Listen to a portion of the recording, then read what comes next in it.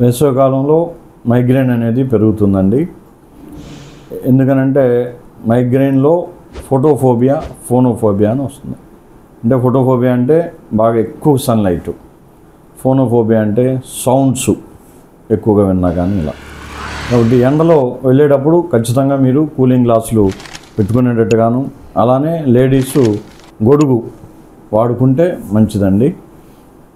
అలాగే మనకి తప్పనిసరిగా ఈ వేసవికాలంలో ఎక్కువగా వాటర్ కన్జ్యూమ్ కూడా చేయాలి.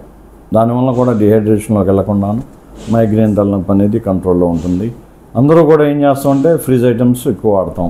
కూల్ డ్రింక్స్ కానీ, ఐస్ క్రీమ్స్ కానీ, లేకపోతే ఇతర కూలింగ్ ఐటమ్స్, లేదు ఏసీలోకి వెళ్ళి ఉండాలనుకోవడం, అవి మనం ఎక్కువగా ప్రిఫర్ చేస్తూ ఉంటాం. వీటి వలన కూడా మైగ్రేన్ పెరిగిపోతుంది.